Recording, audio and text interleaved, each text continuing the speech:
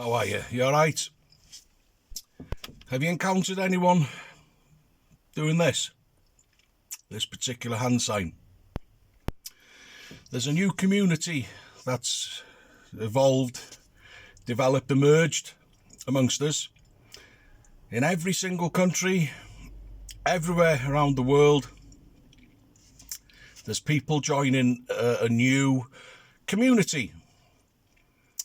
And it's called the Flat Earth Community. And that hand signal is supposed to mean something along the lines of, I've gone flat. Or, I believe the world is flat. Well, if this is the first time you've heard about it, we've all been in this position here now, and we've all scratched our head and thought, what the hell is this all about? Well, I wanted to prove someone wrong, so I looked into it. And for the record, I'm not a flat earther, by the way. A quick walk around Snowdonia will convince anyone that Earth's landmass is anything but flat. The horizon's horizontal, that's for sure, when you look out to sea, but the landmass is not flat. That's just the truth. What I'd like to do now, after having looked at this issue and been laughed at and ridiculed by many people, I'd like to hope that I've been able to pare away things like faith, belief and opinion and whittle it down to facts, because it's very important to know what we are and where we are, because according to H.G. Wells, he was a highly educated professor. He taught professors. He made the claim that unless you know what you are and where you are, you can't even begin the process of educating yourself. He says, and before you even do that, you've got to dismiss everything that you've learned from the government curriculum, be it in kindergarten right the way through to professorship. He said you've got to ditch all that, then convince yourself of what you are and where you are. Then, he says, you're able to begin the process of educating yourself. So taking his advice, I've taken a look at this. Back to faith. I'm going to aim this now at the globe believers.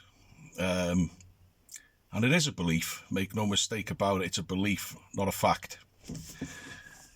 If a religious leader came up to you, globe believers, and said, join us, we have God, I would say something along the lines of, well, how do I know he's there? I can't see him or hear him or speak to him. How do I know he's there? Then these religious leaders would say, because we know he's there. Trust us, we'll show you pictures. And then you make your choice. And you can go walk down that road of faith, believing in those men or not. Or you can search things out for yourself. Now let's look at the horizon. We know it's horizontal, level and flat. I've measured it. I've done a lot of work over the years in civil engineering. And I don't know if you've seen the engineers bent down and looking through a tripod thing. Well, I've got access to those total stations and that equipment, and I've used it to measure the horizon many a time. And I can tell you, it's measurably horizontal, level and flat. It does what it says on the tin. The word horizontal is derived from the word horizon. So there's no arguing about that. There's nowhere on earth you can go and see curve. Everest, no. Passenger jets, no. No matter how high we go, or even over 40,000 feet, you will not see any curvature. So, globe believer, you turn to the government and you say to them, now about this curve of yours, how do I know it's there? There's nowhere I can go on earth to see it, and that's a researchable, proven fact. Doesn't matter how I feel, there's nowhere I can go and see it. Mr. Government or Mr. NASA will turn to you and he'll say, well, because we know it's there. We'll show you pictures. Trust us. So what's the difference between believing in the curve and believing in God? There is a difference. At least the Christians or the Jew or whoever, the faithful people, they will admit, yes, believing in God is my faith and it requires faith. Whereas the globe believer will get very angry, very emotional, and they'll start defending their paradigm, and they'll say, it's not, it's a fact. We're on a globe. And then you just ask them, well, where's this curve, please? Well, it's there. I've seen pictures. And that's all you're ever going to see. Pictures taken through a fisheye lens. You're never going to eyeball it, so it requires faith. Now then, I challenge you, globe believers, to stop me in my tracks and take me to task, because I'm going to present you facts now pertinent to the shape of Earth. And ask yourself this: do they support the Earth being flat, as the flat Earth community call it, or does it support it being a globe, as you people believe it is? Water lies level and flat. True or false? It lies level and flat. We know it does. Water cannot be humped up into a hill, even less so a mountain. True, absolutely fact. It's a fact. Now, I'll stop on that one now, because I used to be a supervisor when they built St Asaph Power Station on Burbo Bank, and that power station takes in all the cables from the turbines offshore. And I know, after speaking to the supervisors and the managers and the men who work on the turbines, that those turbines are 11 to 13 miles offshore from North Wales coast. And that's fairly typical, I believe, of turbines right the way around the coast of Britain. 11 to 13 miles offshore. And yet, if you're standing on the beach in, say, Rhyl, you can see the concrete base of the nearest ones, and you can see the top of the turbines. And then you can look back the extra few miles and you can see the bottom of the base of the furthest ones to the top of the turbines. Albeit, there is a vanishing point, as they teach you in art in school, vanishing point perspective. But the point is this: you can see proportionally the exact same amount of freeboard on that concrete base on the distant ones as you can on the first ones, the nearest ones. That means, what I'm trying to say is, they're completely visible, but the furthest ones look smaller because of vanishing point perspective. It's well known about. Now, here's the problem that you're going to face. Google right now, Google how far is the horizon, and I'll tell you what you're going to find. You see, the globe in the classroom that we've all seen from infancy right the way through to professorship, if any of us have ever got there, which I certainly haven't, that globe is supposed to be to scale. And they give us figures on Earth, similar to top trump cards. You can find out the statistics of this so-called planet we're on, and they'll tell you the horizon for a 5'7" man staring out to sea when he's standing on the beach is 2.9 miles away. 2.9 miles away. And yet those turbines are 11 to 13 miles away. Once you've Googled that, Google curvature calculator and tap in the figures associating with a 13-mile distance, and it'll give you the number. They'll give you the height of the curve. And those turbines should be behind a hump of water. You shouldn't be able to see them. So there's a problem there, isn't there? Well, who gave us the globe model in the first place? A fella called Martin Beheim.